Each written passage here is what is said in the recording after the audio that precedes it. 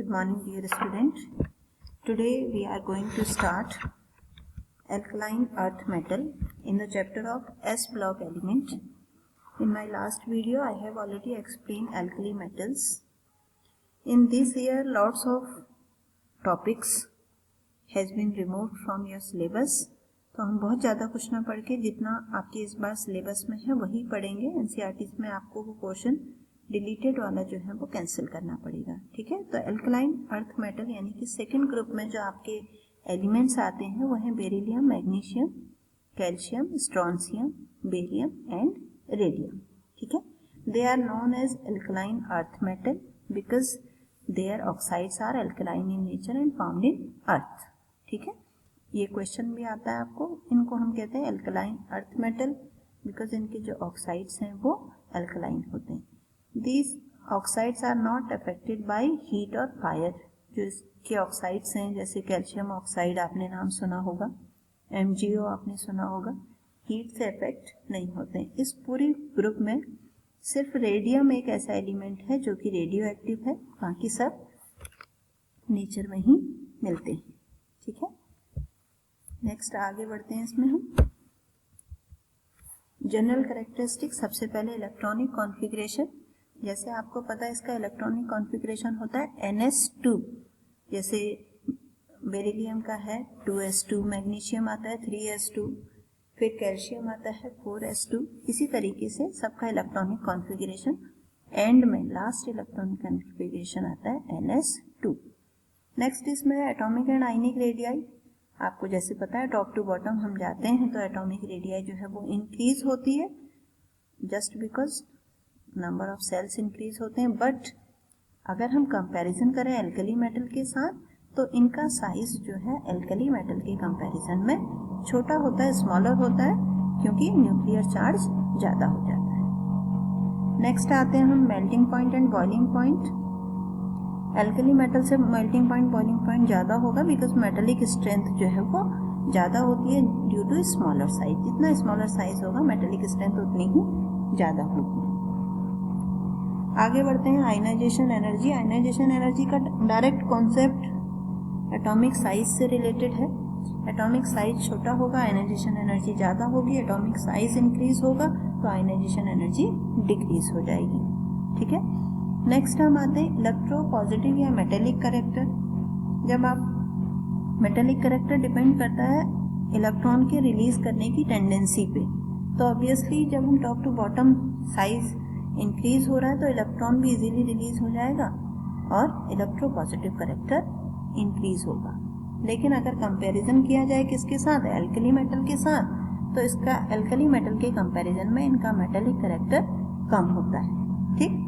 फिर इसके बाद नेक्स्ट आपका आता है इसमें फ्लेम कलरेशन. जैसे मैंने लास्ट वीडियो में आपको फ्लेम कलरेशन के बारे में बताया था. तो इसमें एक्सेप्ट बेरिलियम और मैग्नीशियम बाकी जितने भी कंपाउंड हैं उसी में आपको मैंने कलर भी दिखाया था कि किस तरीके से कैल्शियम का लिलियक कलर आता है, बेरियम का ग्रीनिश कलर आता है. तो बेरिलियम और मैग्नीशियम को छोड़ के बाकी सब जो हैं वो फ्लेम में अलग अलग कलर शो करते हैं. इसके बाद आता है केमिकल कैरेक्टरिस्टिक. केमिकल कैरेक्टरिस्टिक में air with action with air, oxygen के साथ रिएक्शन. मतलब बेरिलियम के ऑक्सीजन के साथ रिएक्शन होगी तो BeO, Mg की रिएक्शन होगी MgO, Ca+O2 CaO. और ये जो जितने भी ऑक्साइड्स हैं जनरली सब क्या होते हैं, बेसिक होते हैं. सिर्फ बेरिलियम ऑक्साइड जो है वो कम बेसिक होता है, इसीलिए एम्फोटेरिक नेचर शो करता है. नेक्स्ट हम आते हैं एक्शन विथ हाइड्रोजन. हाइड्रोजन के साथ रिएक्ट करके हाइड्राइड्स बनाते हैं.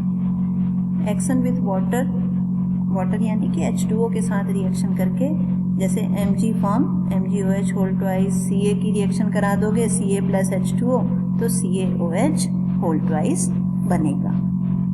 Action with halogen. हेलोजन मतलब रिएक्शन करा के देखिए Mg+Cl2 क्या बन जाएगा, MgCl2. ठीक. जितने CaCl2, MgCl2, these halides are hygroscopic in nature. Hygroscopic का मतलब होता है मॉइस्चर को एब्जॉर्ब कर लेते हैं. ठीक है. मॉइस्चर एब्जॉर्बिंग होते हैं. रिड्यूसिंग करेक्टर शो करते हैं. रिड्यूसिंग करेक्टर का मतलब होता है कि खुद ऑक्सीडाइज हो जाते हैं. Anomalous nature of beryllium. जैसे मैंने आपको लास्ट वीडियो में लिथियम के बारे में बताया था, यहाँ बेरिलियम है। रीज़न है small size, high ionisation energy and non availability of d orbital.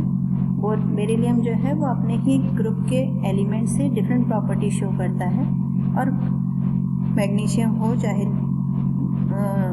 बाकी कैल्शियम, उनसे अलग प्रॉपर्टी शो करता है, और बाकी दूसरे ग्रुप के एलिमेंट के साथ डायगोनल रिलेशनशिप शो करता है। ठीक, तो अब यहाँ देखिए, यहाँ पे some difference between first group and second group है।